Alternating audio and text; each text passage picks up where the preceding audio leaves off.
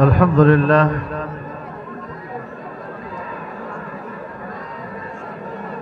الحمد لله وكفى وسلام على عباده الذين اصطفى لا سيما على سيد الرسل وخاتم الأنبياء وعلى آله وصحبه ومن بهديه مهتدى. أما بعد،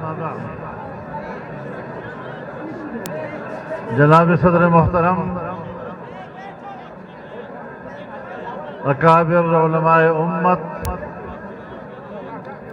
بزرگان ملت، زعماء قوم، عمائدین بلوچستان، جمعیت علماء اسلام کے جیالوں،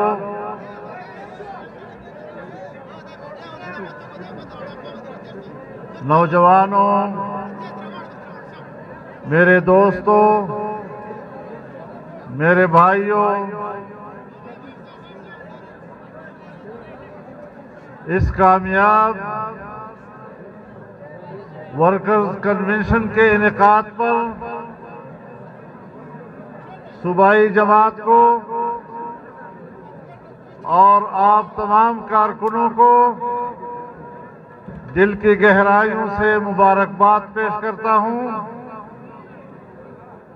آج کے اس اجتماع میں آپ کی یہ عظیم الشان شرکت اس بات کی گواہی دیتا ہے کہ دنیا کی کوئی طاقت آپ کے صفوں میں دراڑ پیدا نہیں کر سکتی، اور جو آپ کے صفوں میں دراڑ پیدا کرنے کی کوشش کرے گا پاش پاش ہو جائے گا، تباہی اور بربادی ان کے قسمت میں ہوگی انشاءاللہ۔ آج اس موقع پر جہاں شاید کسی کے ذوق میں اور کسی کے خواب و خیال میں یہ ہو کہ جمعیت کمزور ہو گئی، لیکن بلوچستان کی طاقتور شخصیتیں، اپنے قبائل کے قائدین و زعماء جس بڑی تعداد میں آج آپ کی صفوں میں شامل ہو رہے ہیں، یہ اللہ کی غیبی مدد کے بغیر نہیں ہو سکتا۔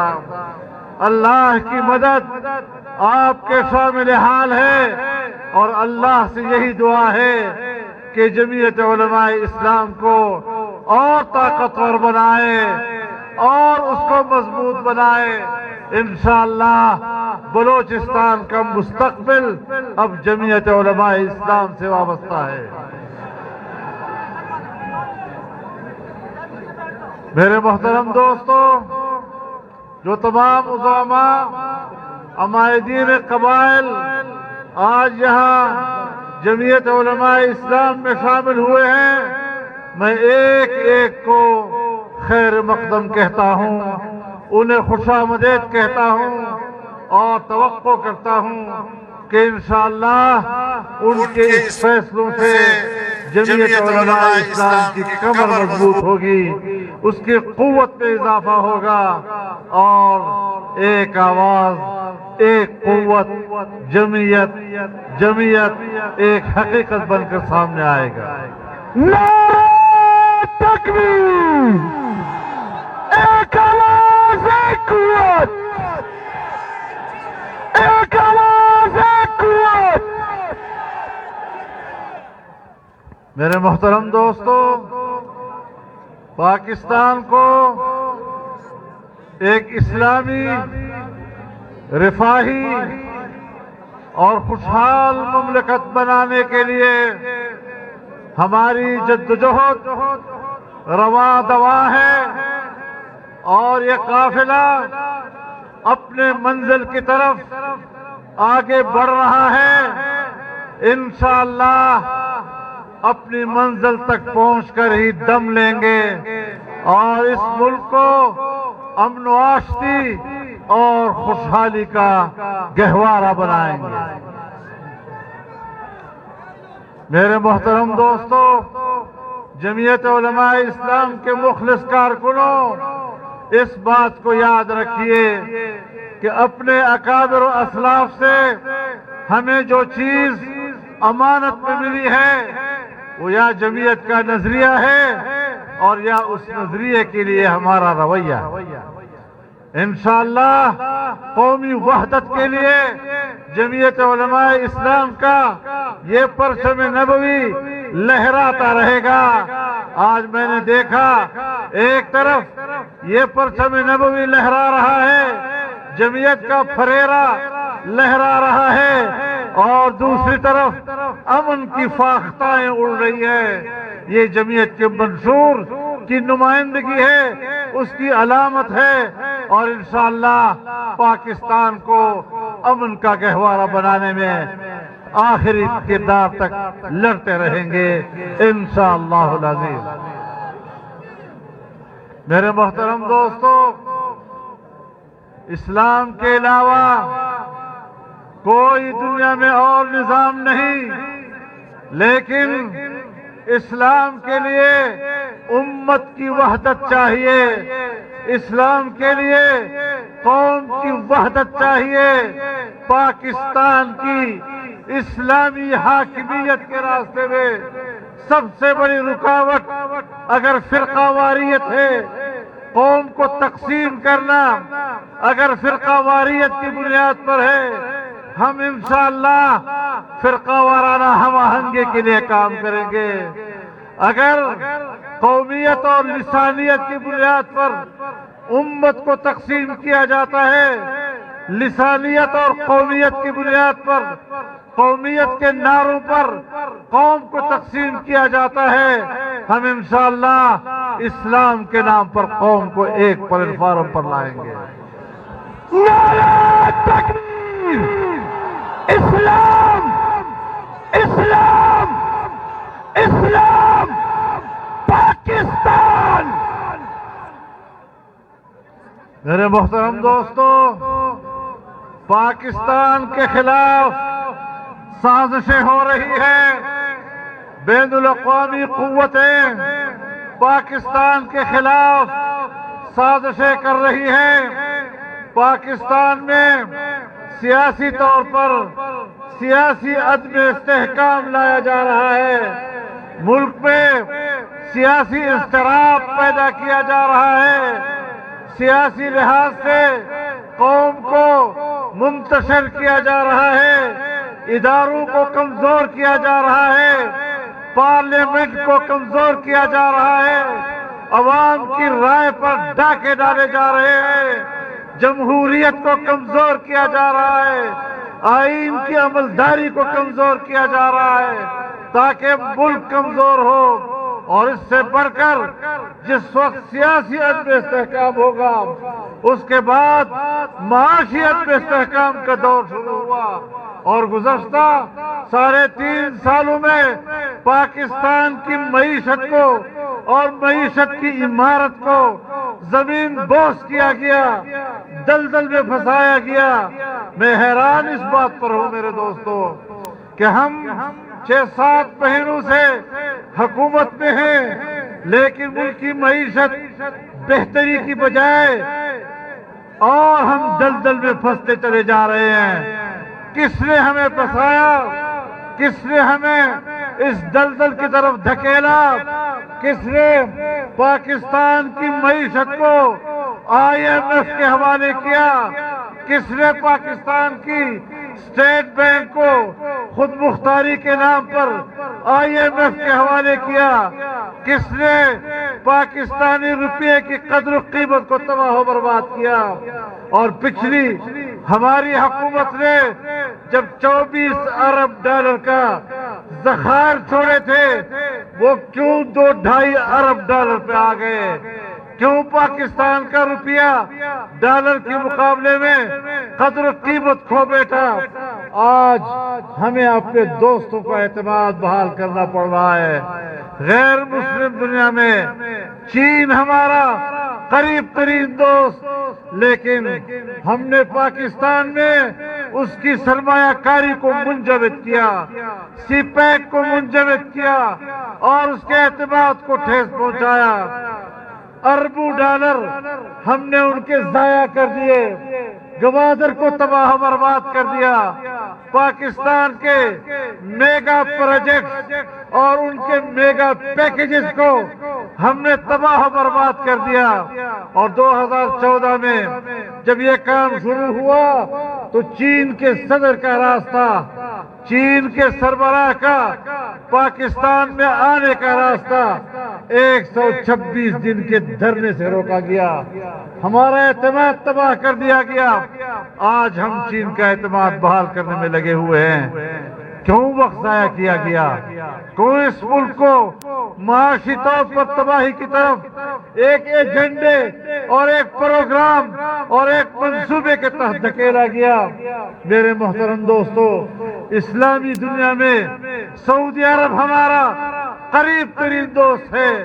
ہم نے ان کے اعتماد کو نقصان پہنچایا، اور آج جب 21 نومبر کو اس نے پاکستان آنے کا اعلان کیا تو عمران خان نے 21 نومبر کو اسلام آباد میں داخل ہونے کا اعلان کر دیا۔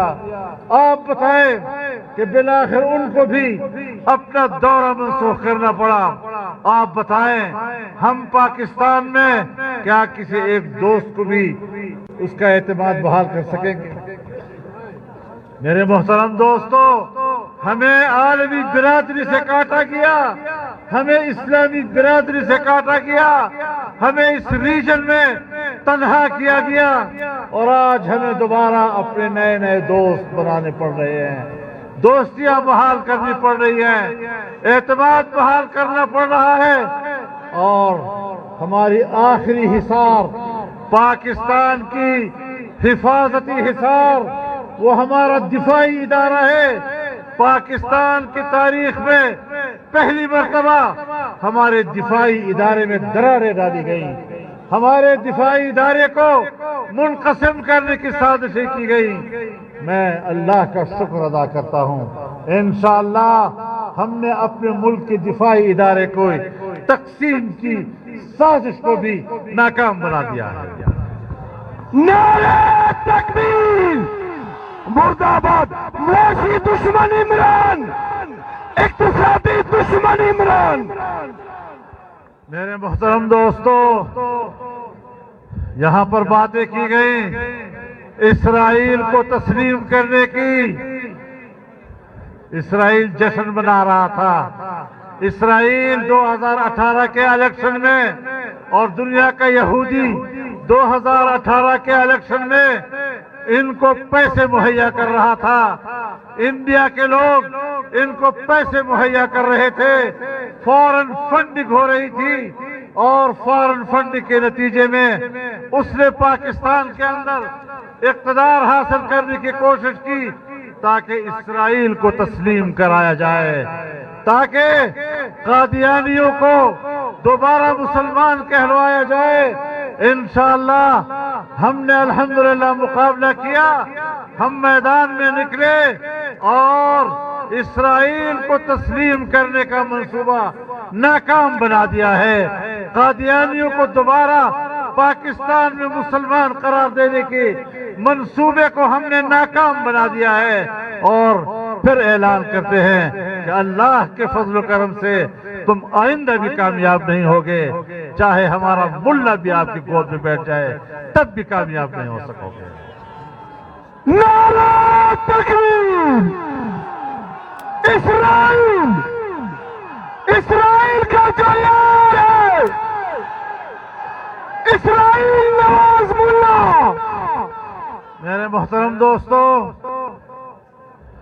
کیسے بڑی بڑی باتیں کی گئی۔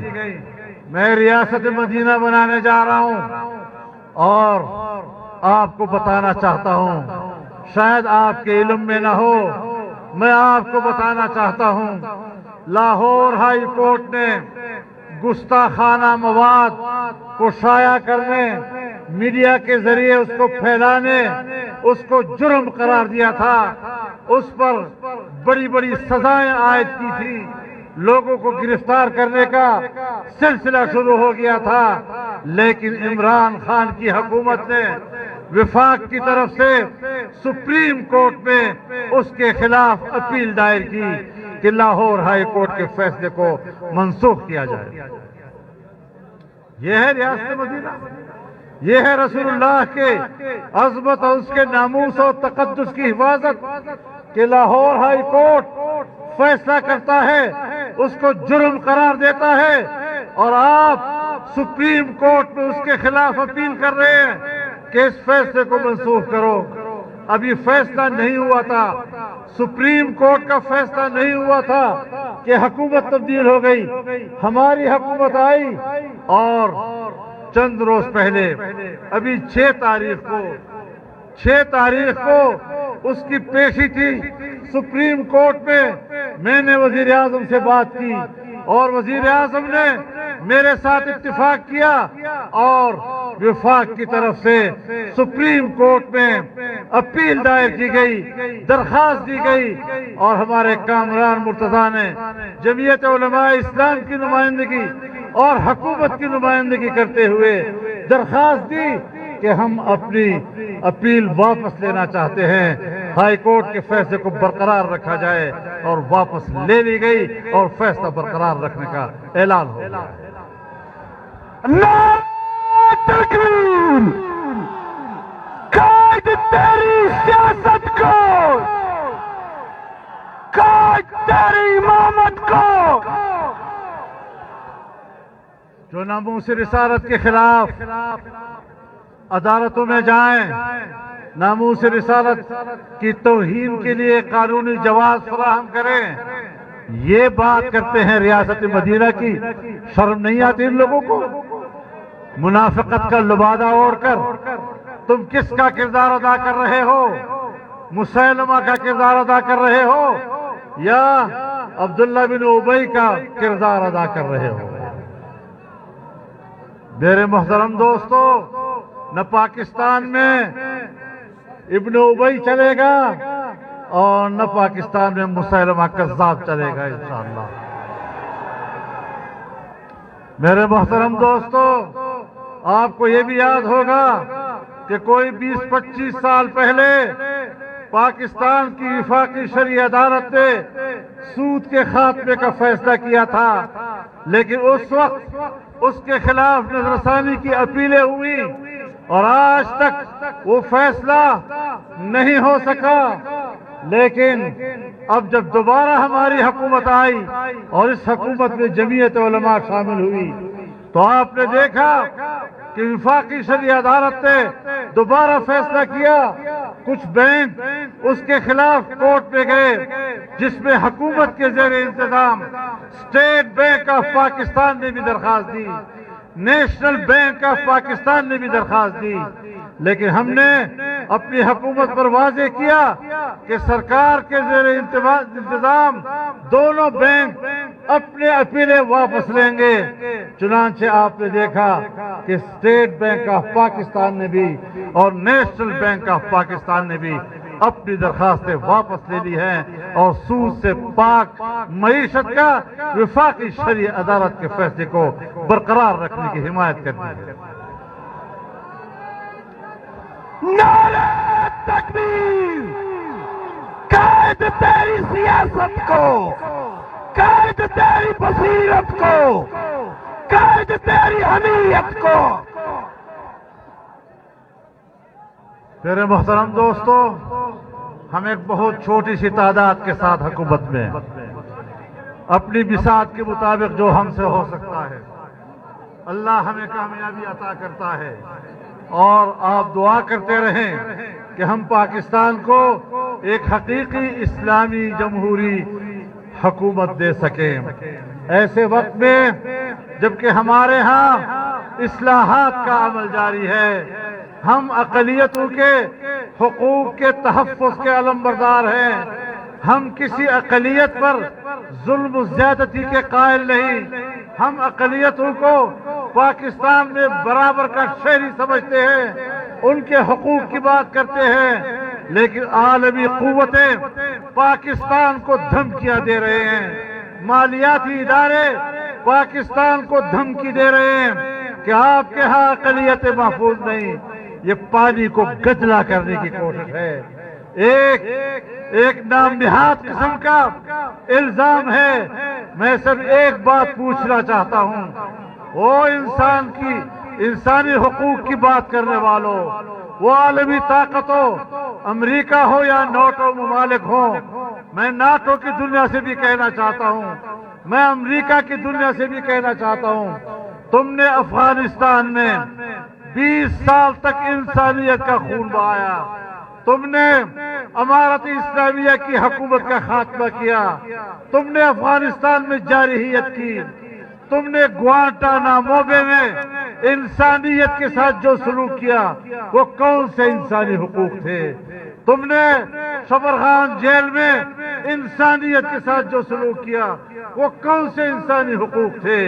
تم نے باگرام کے عقوبت خانوں میں جو انسانیت کے ساتھ کیا، جہاں آج بھی خون کے دھبے دیواروں پر تمہارے ظلم کی گواہی دے رہے ہیں، وہ کون سے انسانی حقوق تھے؟ تم نے بحری بیڑوں میں جو ہمارے ساتھیوں کو، مسلمان بھائیوں کو ظلم و اذیت کا نشانہ بنایا، وہ کون سے انسانی حقوق تھے؟ تم نے عراق کے ابو غریب جیل میں انسانوں کے اوپر کتے چھوڑے، کتوں کے ذریعے ان کو نوچا، وہ کون سے انسانی حقوق تھے؟ تم نے لیبیا میں جو مظالم کیے وہ کون سے انسانی حقوق تھے؟ کس بات پر تم انسانی حق کی بات کرتے ہو؟ تمہارے ہاتھوں سے تو ان مظلوم انسانیت کا خون ٹپک رہا ہے. تمہیں انسانی حق کی بات کرنے کا کوئی حق حاصل نہیں ہے. نعرہ تکبیر! ایک آواز، ایک قوت! آج افغانستان میں 20 سال کی جنگ کے بعد امریکہ کو شکست ہوئی. اس شکست کے بعد اب اس کو دنیا کا سپر طاقت کہلانے کا کوئی حق حاصل نہیں ہے.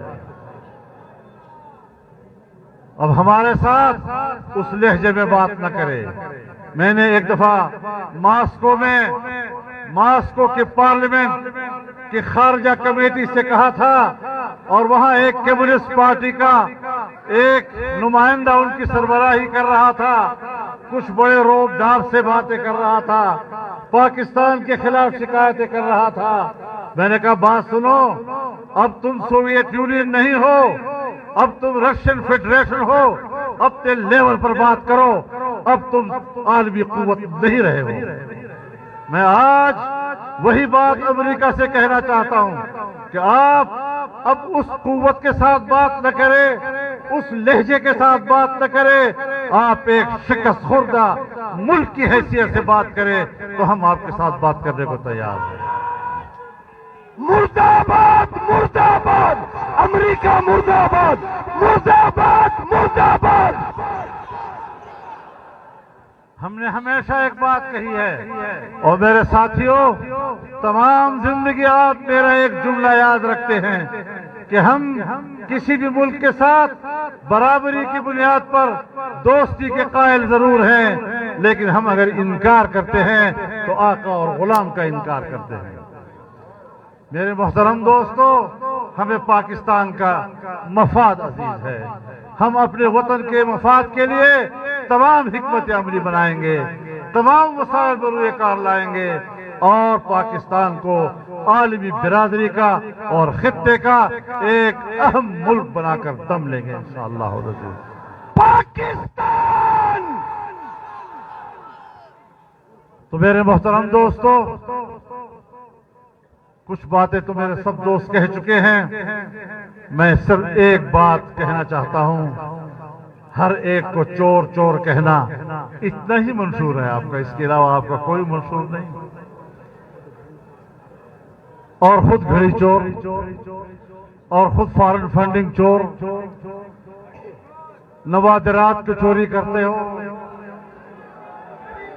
چور چور، گھڑی چور، چور چور، چور چور، چور چور! میں صرف ایک بات ان کو کہنا چاہتا ہوں، زیادہ باتیں مت کرو، بولنے کی زیادہ کوشش نہ کیا کرو، ورنہ ہم بھی منہ میں زبان رکھتے ہیں. ہم آپ کو ترکی بترکی جواب دے سکتے ہیں اور شیشے کے گھر میں بیٹھ کر پتھر نہ مارا کرو، ورنہ ہمارا ایک اینٹ وہ تمہاری پوری عمارت کو ذرہ ذرہ کر دے گا. قائدہ اشارہ کوا، قائدہ اشارہ کوا. دا خپل خلج سنبالکا، دا خپل خلج سنبالکا، کونده کژا خله په سوک باندې سمیږي. نور خبر مکوا. یہ بات بتاؤ 3.5 سال میں تمہاری کارکردگی کیا ہے؟ ایک کارکردگی بتاؤ تو تم نے قوم سے وعدے کیے، جو تم نے سبز باغ دکھائے، تم نے ملک کو زمین بوس کر دیا، معیشت کو زبر بوس کر دیا. تمہارے وعدے کدھر گئے؟ تمہاری بڑی بڑی باتیں کدھر گئی؟ تمہارے مجھے کہتے ہیں میں نے یہ بھی غلطی کی تھی، میں نے یہ بھی غلطی کی تھی، میں نے یہ بھی غلطی کی تھی، میں نے وہ بھی غلطی کی تھی، میں نے وہ بھی غلطی کی تھی. تم نے سیدھا کام کون سا کیا تھا؟ آج ایک ایک غلطی کا اعتراف کر رہے ہو. تم پیدا ہی غلط ہوئے ہو.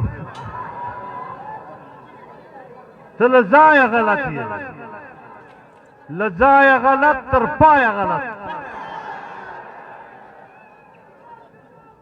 تو پاکستان پر شیگڑے نہ پئے، تو پاکستان دا خیر نے خبر نو لطاب دا قوم سے امید وساتی. انشاءاللہ دا ملک پر دغو عناصر و خلاصو خپلو صفلو کے با وحدت پیدا کو اور خپل جماعت مضبوط کئے، خپل ملگرہ مضبوط کئے، خپل داخلی صفل متحد کئے. اگر ہمارے داخلی صفیں متحد رہیں گی، آپس کے اتحاد پر اللہ کی برکتیں اور اس کی نعمتیں برستی ہیں. انشاءاللہ ہم نے اس میدان میں مردانہ وار مقابلہ کرنا ہے. بزدلی کو قریب نہیں لانے دینا. ایمان اور بزدلی اکٹھے نہیں ہو سکتے. ہم نے قوم کے سامنے جتنی ہماری طاقت ہے وہی پیش کرنی ہے. طاقت سے زیادہ ہم مکلف نہیں ہے. ممکن ہے کوئی بات ہم سے پوری نہ ہو سکے تو اس کا یہ معنی نہیں کہ ہم نے سمجھوتا کر دیا ہے، لیکن جو ہم میں بس بتائے انشاءاللہ اپنے بس کے مطابق اس ملک میں اصلاحات لگائیں گے. اللہ تعالی ہمارا حامی و ناصر ہو. وآخر دعوانا ان الحمدللہ رب العالمین. تمام قائدین زعماء جو جمعیت میں شامل ہوئے ہیں ان کو ایک بار پھر خوش آمدید کہتا ہوں، ان کے فیصلے پر ان کو مبارکباد دیتا ہوں اور آپ کو اس کامیاب کنونشن کے انعقاد پر مبارکباد پیش کرتا ہوں.